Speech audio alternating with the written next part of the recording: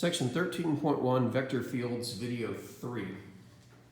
Using Desmos.com to visualize vector fields in R2. When you're actually applying vector fields and doing vector calculus, you'll be using quite a bit of technology if you're going into an applied field that uses vector calculus. So I just wanted to share with you, even though this isn't in the textbook, an easy way to find a place to generate a two-dimensional vector field. If you get on your favorite search engine, probably Google, and search Desmos, D-E-S-M-O-S, vector field generator. Desmos is an online graphing calculator, but it does so much more. The first result to the search should be the correct one. And I've already got it pulled up on my laptop. So I'm going to move over and show you what's on the laptop. Give me a second to zoom out so we can see the whole screen, or most of it. All right, and this is what you'll get if you click on that link. Now, if you want to zoom in a little bit, you can go over here to the right and click the plus, because this vector field looks like it's only defined on a window of -10 to 10. And the default vector field that whoever wrote this is y for the first component function and -x for the, -x plus y for the second component function. But just to compare this to what we did last time, let's set up the vector field that we did in the previous video, where the first component function was -y, and the second component function, and you can edit these, so that's pretty handy. The second component function was just x. And lo and behold, we get the same vector field that we had. Now, if you'll notice, these vectors aren't drawn very long. I'm not sure what this slider here does. I'm going to fool around with it. It's currently at -2.86. Oh, interesting. I see. So this slider is what defined the angle that set up the arrows. We'll just leave it there. I'm sure there are ways that I could fiddle with this to make other things happen, but I would like to zoom in on right around here. So I'm going to click and drag this so that it's centered, and then I'm going to just start zooming in on it because I want you to see something. The person who programmed this or wrote this made the two parts of the arrowheads a fixed length, but the body of the arrow is the length representing, it should be representing a magnitude, which is a little disturbing because we just learned that the magnitude of this vector down here should have been 1. That's clearly not going up 1.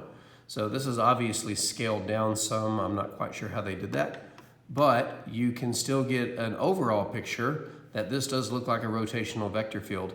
And if you notice, the further out we go, the longer the vectors get, which confirms what we said earlier. But let's take a look at another vector field.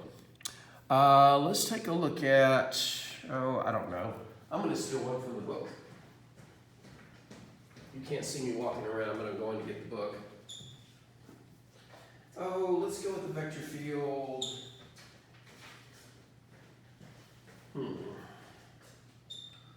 Oh, I know. This one's going to seem out of nowhere. Let's do -x. Let's make it -50x. Ooh, that's kind of jacked up. Ooh, that's even more jacked up. Well, that's because right now we're telling every point to have a vector whose component in the I direction is -50 times the x coordinate, which is kind of large. So we're going to scale this down, and we're going to divide it by the quantity x squared plus y squared. It takes a little while to learn how to type things in Desmos, but it's not that hard. To the 3/2 power, and that sounds like a really weird power to use. I'll tell you why it's here in just a moment. And for the y component, let's do the same thing. So I'm going to go do a copy paste real quick, but I'm going to change the x in the numerator to a y. So let me just copy that, and I'm just using standard copy and paste commands. And let's change the x in the numerator to a y. And let's zoom out for, actually, let's stay right here. What I've put in is actually called a gravitational vector field, and it's kind of similar to what I was illustrating in the first video, that if we have a mass at the origin, there's something here I can't quite explain, so I'm not going to worry about it. Then all the points out in space, or in two-dimensional space, are being drawn towards the center, and the closer you get, the stronger the force is, the larger the magnitude of the vector is.